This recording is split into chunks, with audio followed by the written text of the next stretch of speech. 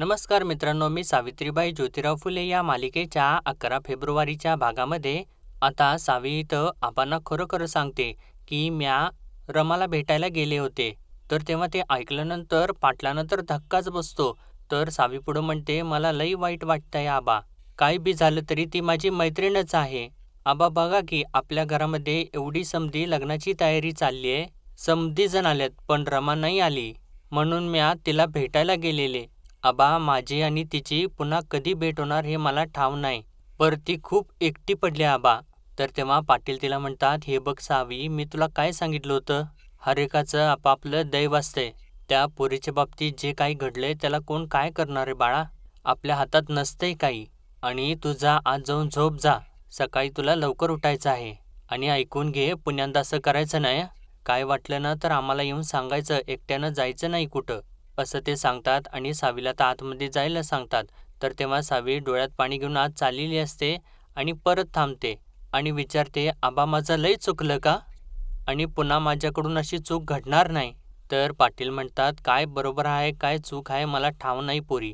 पर एखाद्याला जीव लावला, एखाद्याला आपलं म्हटलं तर त्याच्या वंगाळ काळात बी त्याचा हात सोडायचा नाही, त्याची साथ सोडायची नाही, त्याला इसरायचं नाही. हे आज तुझ्याकडनं शिकलो मी. तुला ठावं होतं सावी, हळदीच्या अंगानं घराच्या बाहेर जायचं नसतंय. तरी बी आपल्या जीवाभावाच्या एकट्या पडलेल्या मैत्रिणीला भेटायला गेलीस तू. तुला ठावं होतं अशा वक्ताला जर तिचं तोंड बघितलंस तर अपशकुन होतोय.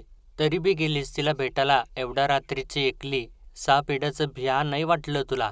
हे शास्त्री मंडळी मला सांगतात, पाटील हे करा तुमचं भलं होईल, ते करा मग गावाचं भलं होईल.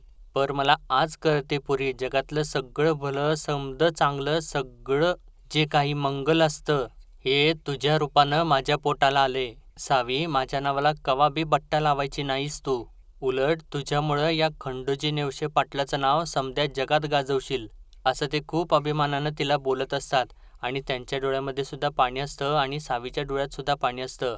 आणि आता सावी मित्रांनो, आबांनी असं जे काही बोलल्यानंतर एकदमच त्यांना बिलगते आणि जोराची रडू लागते आणि पाटलानंतर तिचा खूप अभिमान वाटत असतो. तर आता इकडे मित्रांनो, ज्योती धावत धावत येतच असतो आणि त्याच्या मागे सगळे काही गोरे लागलेले असतात. आणि इकडे आता वस्तात फौजदारांना मारून वगैरे ते पुढे आलेले असतात आणि त्यांचे सगळे काही चेले आता त्यांना तिथे पुढे भेटतात. तर तेव्हा वस्तात त्यांना सांगू लागतात, गबरू हो, आपली मोहीम फसली या, म्हणून तुम्ही नाराज होऊ नका. असं होतंय बी. आता मोजकीच माणसं इकडं थांबा आणि ही घडलेली गोष्ट तात्या टोपेंना सांगा. तर त्यातला एक जण म्हणतो, होय उस्ताद. आणि त्यातले निम्मे जण तिकडे धावू लागतात, तात्या टोपेंच्याकडे जाऊ लागतात. तर त्यानंतर वस्तात जे राहिलेले असतात त्यांना सांगू लागतात, फौजदार दुखावलाय, त्याची हत्यारबंद शिपाई इथं फिरतायत, चला खपळा इथून. तर एक जण विचारतो, पर वस्ताद ज्योतीचं काय? तर वस्ताद म्हणतात, ज्योतीला त्याच्या त्याच्या वाटेला लावलाय, त्याचा विचार तुम्ही करू नका. ज्योती हाय तो, चला खपळा. असं म्हणून आता ते सर्वजण तिथून पळून जातात. त्यानंतर आता दुसऱ्या दिवशी सकाळी परत लग्नाची सगळी लगबग सुरू होते. पार्वती आता ज्योतीच्या खोलीमध्ये येऊ लागते आणि म्हणत असते, तात्यासाहेब, अहो तात्यासाहेब, उठा की तात्यासाहेब. हे बघा कापडं आणली आहेत तुमची सगळी, आंघोळ करून घ्या, पाणी उतरलंय. आणि परत ती म्हणत असते, ऐकलं का तात्यासाहेब, अहो उठा तात्यासाहेब. असं म्हणून ती हलवत असते आणि त्यानंतर ती पांघरून काढून बघते तर तिथे ज्योती नसतोच. आणि ते बघितल्यानंतर पार्वतीला तर धक्काच बसतो आणि तिथं तर एक पोतं असतं आणि सगळं काही ठेवलेलं असतं, गटोडू वगैरे. तर तेव्हा आता पार्वती ते बघितल्यानंतर धक्क्याने दंगाच करू लागते आणि राजारामला हाक मारते, अहो ऐकलत का? तर तेव्हा राजाराम सुद्धा धावत येतो आणि म्हणतो, अगं काय काय झालं?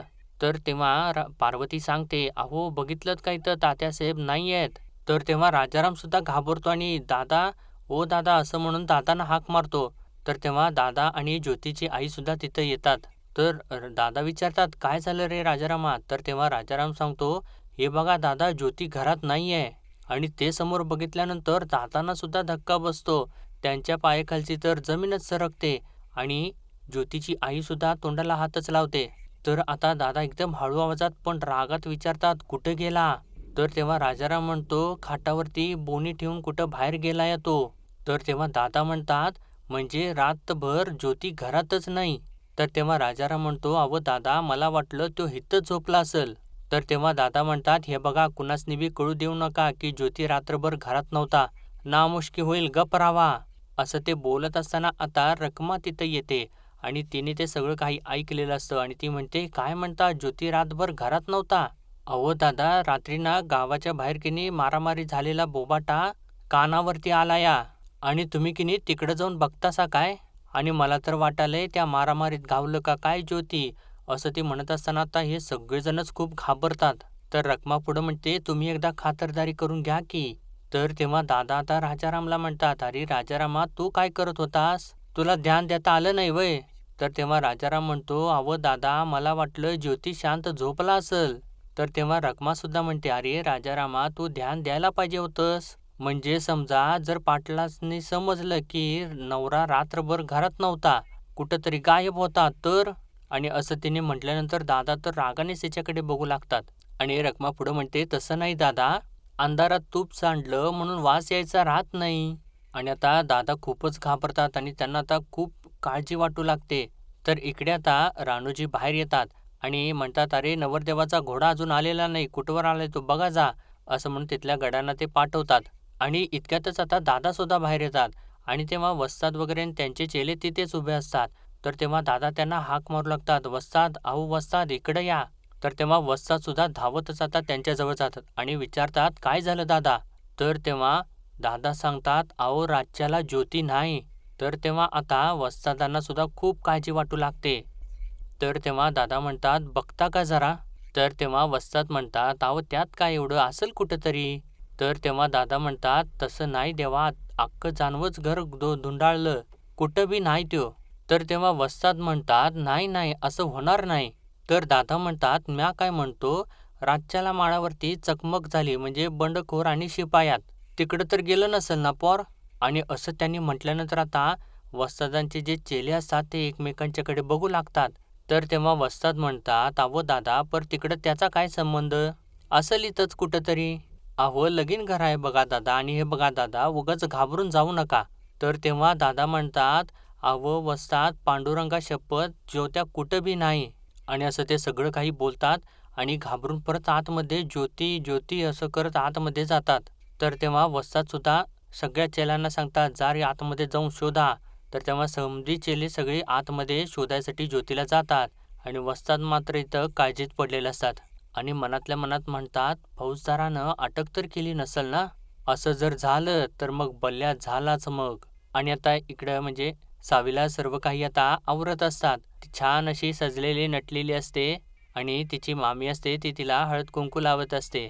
आणि तेव्हा पाटील सुद्धा तिथं असतात आणि सावीची आई सुद्धा तिथंच असते आणि तिला तर खूप आनंद होत असतो. तर त्यानंतर आता मामी म्हणते, सावू पदर पुढे कर. आणि त्यानंतर ती तिची ओटी सुद्धा भरते मित्रांनो. आणि तेव्हा सावीसुद्धा खूप खुश असते, एकदम आनंदी असते, एकदम छान वातावरण असतं इथे. आणि त्यानंतर आता मामी तिच्या ओटीमध्ये साडीसुद्धा घालते. आणि तेव्हा आता मामा म्हणतो, सावी आता लवकर तयार हो बरं, अगं तुला कडेवर घेऊन मांडवात जायचं आहे. तर तेव्हा सावी हसते आणि होय असं म्हणते. आणि त्यानंतर आता मामा बाहेर निघून जातो.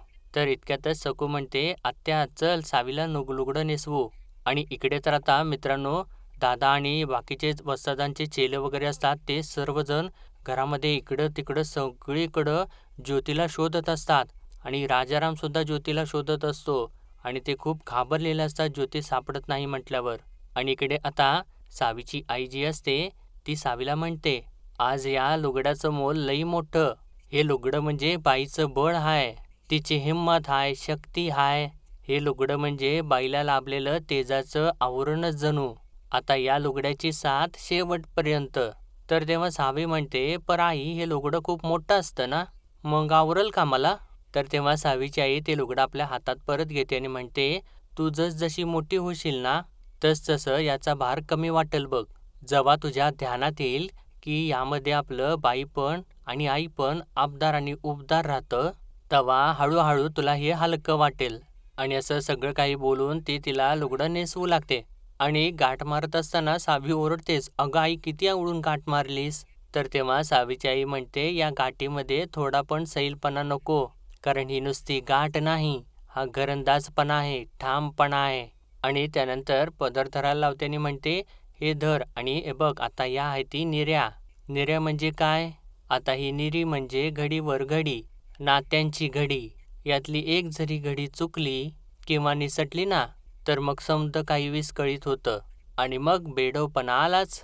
असं सगळं काही बोलत बोलत समजावून सांगत ती तिला साडी नेसवते आणि म्हणते, "हे बघ आता ह्यो हाय पदर." असं म्हणून पदर तिच्या डोक्यावरती घेते आणि म्हणते, "या पदराचा महिमा लई मोठा. सावित्री, ह्यो पदर आहे ना, ह्यो बाईची लाज सांभाळतो आणि मान सुद्धा राखतो. ह्यो पदर डोईवर आला की वडीलधाऱ्यांचा आब राखतो. याच पदराखाली मेहनती मुलं मोठी होत्यात. या पदराखालीच बाई आपला समदा संसार सांभाळते.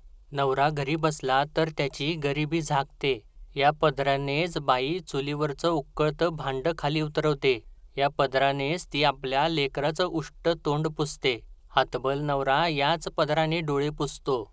तर सावी म्हणते, "आई, या पदराला एवढं मोठं महत्त्व असतं?" तर सावीची आई डोळे पुसत म्हणते, "व्हय बाळा." तर सावी म्हणते, "पर आई, हा खूप जड जड आहे ना, मला पेलल का ग? भार होईल." तर तेव्हा सावीची आई म्हणते, "आता तू ही नऊवारी नेसलीस ना व, नऊवार हे लई मोलाचं आणि मानाचं आहे. जसं नवरात्र, नवस, नवदुर्गा, नवखंड, तसंच हे नऊवारी.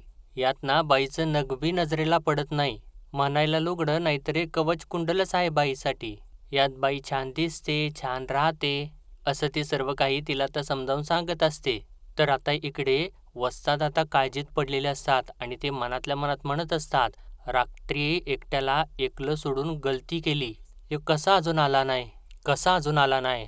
कुठं फसला का? कुणी हत्यार तर उचललं नाही? काय झालं असल? मांडवातलं पोर, नवरदेव, काही वाईट वंगाळ घडलं तर माझी अब्रू आदिर्वात यायचं." असं म्हणून ते खूप काळजी करत असतात. आणि इकडे तर दादा अजून सुद्धा सगळीकडे त्याला शोधत असतात, ओरडत असतात, "ज्योती, अरे ज्योती." आणि मित्रांनो, ते फिरून फिरून परत ज्योतीच्या खोलीमध्ये येतात आणि बघतात तर समोर ज्योती तिथे झोपलेला असतो. आणि त्याला बघितल्यानंतर सगळ्यांना धक्काच बसतो. सगळ्यांना आश्चर्य वाटतं. आणि आता ज्योती नाटक करत करत डोळे पुसत पुसत डोळे उघडतो आणि समोर बघतो तर सगळ्यांना तो विचारतो, एकदम शांतपणाने विचारतो, "काय झालं? तुम्ही समधे इथं?" असं म्हणून तो आता त्याच्या गड्यांच्याकडे बघून, त्याच्या मित्रांच्याकडे बघून एक हलकीशी स्माईल देतो. आणि इकडे तर आता म्हणजे त्याच्या मित्रांना, त्याच्या सवंगड्याला ते सगळं काही कळतं. आणि इकडे तर आता सावीची आई अजून सावीला सांगत असते. ती म्हणते, "आता तो काठ बघ लुगड्याचा साधा दिसतो का नाही? पण लुगड्याला फाटू नाही देता तो. काठ लुगडं सजवतो, बाईला नटवतो, सुंदरताही खुलवतो. म्हणून काठ महत्वाचा. बाईला मर्यादाही सांगतो म्हणून तो काठ. मर्यादेत राहून खुलून कसं दिसायचं हे काठ सांगतो. मग झालं की आता लुगडं नेसवून." असं म्हटल्यानंतर सावी तर एकदम खुद्दकन हसते. तर तेव्हा सावीची मामी म्हणते, "वा, किती सुंदर दिसतेस ग सावी." आणि ती सुद्धा हसू लागते आणि आता सावी सुद्धा हसू लागते. तर तेव्हा सकू सुद्धा म्हणते, "सावी लई भारी हा." तर तेव्हा सावीची आई म्हणते, "आता नेवसे पाटलांची लेक फुल्यांची सून होणार, त्यांची ग्रहशोभा होणार. सावी, आता त्यांचा मान सन्मान समद काही तुझ्या हातात बरं का सावी." तर तेव्हा सावी म्हणते, "आई, म्या तुझी लेक आहे, नको काळजी करूस." तर तेव्हा सावीच्या डोळ्यात सुद्धा पाणी असतं आणि तिच्या आईच्या डोळ्यात सुद्धा पाणी आलेलं असतं. आणि आता सावी आपल्या पदराने तिचे डोळे पुसते. तर इकडे आता दादा काळजीने बाहेर आलेले असतात आणि तेव्हा राजाराम त्यांच्याजवळ येतो. तर तेव्हा दादा म्हणतात, "अरे राजारामा, मला या ज्योतीचं काय बी समजना झालंय बघ. आज आत्ता याचं लगीन होतं या, आणि याला जरा बी जबाबदारीची जाणीव नाही. अरे त्याच्या मनात काय चाललंय काय बी कळना झालंय बघ." तर तेव्हा राजाराम म्हणतो, "दादा दादा, अहो तुम्ही उगाच काळजी करताय. अहो आता ज्योतीचं लगीन होतंय ना व मग सुधरेल की हळूहळू. हे बघा आता ही येळ नाही इशे काढायची. मुहूर्ताची येळ जवळ येत चालली आहे. ज्योती तयार झालाय का नाही मी बघून येतो आणि येशीवरच्या मारुतीच्या दर्शनाला बी जायचं आहे." तर तेव्हा दादा म्हणतात, "होय की, बरं बरं जा तू." तर आता इतक्यात राणूजी तिथं येतात आणि म्हणतात, "ज्योती तयार झाला या, मुंडावळ्या बांधून झाला की येईलच तो. आणि राजाराम तू त्याला घेऊन ये.